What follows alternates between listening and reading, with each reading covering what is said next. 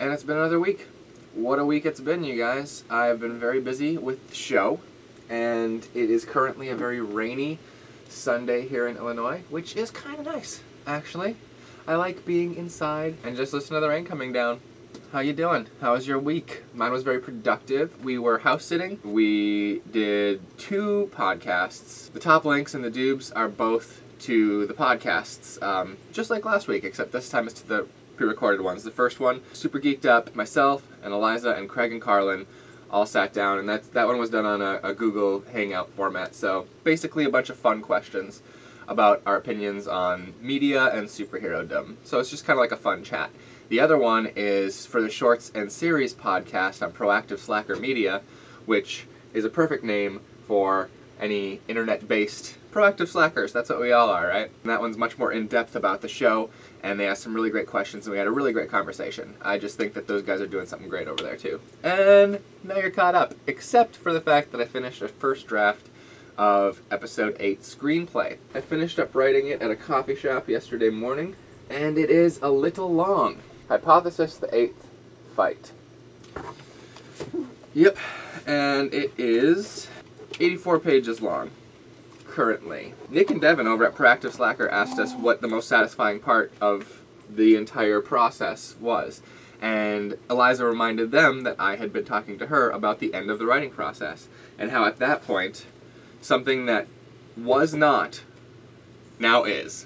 Like, you watch your thing print off and you're like, yep, a story now exists. And for me, that was the most satisfying part. And I watched that print off yesterday, and it was quite a nice feeling. I sent it off to the producers yesterday, and I'm waiting to hear back on what they think could be trimmed out, things like that. I do believe I know where some of the trimmings are going to come from, but I'd like to hear it from them first. And I'm really pleased. I'm really pleased with it as the next stage in the PoPS universe. Man, that was a segmented phrase. My next move is to start tagging it for all the production tools, and then we can move from there in terms of trying to make a schedule and figure out when we're going to shoot this thing and assemble all the props and everything, and then we're going to start the Episode 8 fundraiser so that we can get into production and bring you guys Episode 8 sometime within the next year. Haha. Since in the updates I've been taking you guys to the places that we've been going on our weekends. Like we went to the drive-in, like we went to Renegade. You guys have been accompanying us on our journeys. This weekend's journey was to a giant book sale. There's a town north of Chicago called Lake Forest. Every year the Lake Forest Library has this gigantic book sale. People drop off books all year, and they also clean out their own collection and everything. We'll get to that.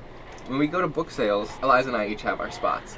I immediately go check out the Stephen King, because Stephen King is my favorite, and I have a Stephen King collection going. And anytime I come across a Stephen King book that I don't have, I need to get it to add to the collection, especially if I haven't read it, which that list is starting to dwindle. Luckily, he writes 1 or 2 books a year. I also have been building up my Stephen King loaner collection, especially for the Dark Tower series. Eliza, of course, likes to go check out if there are any cool copies of Jane Austen books. She's got a gajillion copies of Pride and Prejudice in different covers and different bindings and stuff, and anytime she finds a nicely presented version, she has to pick it up. So Stephen King and Jane Austen are the 2 like power animals of this house. The other thing that I was fascinated by anytime I come across it is the old bus station paperbacks. Eye-catching covers and titles that are just crazy, and so there were a few boxes, there are a few crates at the back of the book fair. To me, they just represent something that is supposed to be pure entertainment. Before there was the internet, before there were cell phones, people sitting at a bus station would grab these paperbacks, you know? And what they were supposed to do is hook you, pull you into just a quick story, and unravel it, be clever, be fun, and to me that is what telling a story is all about. And yes, it's great if a book or a movie or some kind of entertainment can help you crystallize your feelings and thoughts about the world around you and the people around you, and, you know, help you realize some of the things about yourself. These are all very noble and literary, but for me, just that pull you through, pass the time, keep you on the edge of your seat or make you laugh, give you a story that you're invested in, that is what entertainment should be about. Campfire tales, man. Those bus station paperbacks are campfire tales. Anyway, we had a great time at the book fair. The thing I've been thinking about this week is, as we're going into the fundraiser of episode 8, I appreciate that some of you have continued to ask, when is the fundraiser starting? That makes me feel a lot better about starting a fundraiser. Asking for money for stuff is never easy. It's not an easy thing to do. We don't want to have to ask people for things. Even if we need them, we don't want to have to ask people for things. And in this case, like, who needs the Platoon of Power Squadron? It's something that I want. It's something that a few of you may want. Is it something that we need? No. So, asking you for money for something that nobody actually needs makes me feel really selfish. And then Craig launched a few fundraisers. This one's to Subbable for Wheezy Waiter, and this one is to the Subbable for the good stuff. I was watching Craig's feeds, and it was on Facebook or in the comments of one of these things, and somebody was just being really horrible, talking about e-begging and all this stuff, and it just, it made me want to, you know, like, hold them down.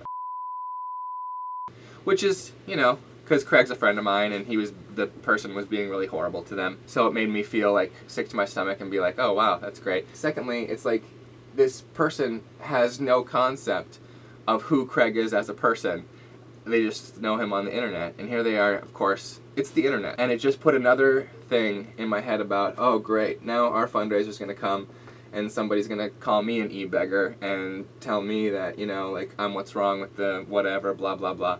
It's been a long time since I've gotten one of the I hate you, I hate what you do messages. When it comes to the fundraising ones, that's, to me, is the worst, because you're already in a vulnerable position, you're already putting yourself out there, especially for a guy like Craig, who, look, I don't talk about Craig all the time over here, but he is the nicest guy. If anything, he's only gotten nicer as he's gotten happier with his job, you know? He didn't have to wait tables anymore, so he didn't have that sense of dissatisfaction, and he didn't have to wonder how many shifts he was going to get this week because he was putting his own shifts on the internet. And it just made him even a nicer guy. Okay, so when the nicest guy ever says, here's this project that I love, if you love it, will you help fund it? And then some D-bag comes along and is like, hey, guess what? You're the worst person in the world because I don't like paying for content, and here you are, you know, begging for everybody. You should be ashamed of yourself. Go, you know, like, what? My question for you this week. It's been around for a while, Kickstarting and Indiegogoing, and it's only grown in its popularity, and a lot more people are using it. I was really excited about Veronica Mars, really excited about Zach Braff's I Wish I Was Here. I contribute to the campaigns of the content that I want to see. I'm curious about how you feel about fan-funded entertainment now that it is everywhere. How do you feel about Subbable? How do you feel about Kickstarter? It's fine if you hate it. Tell me that you hate it, you know?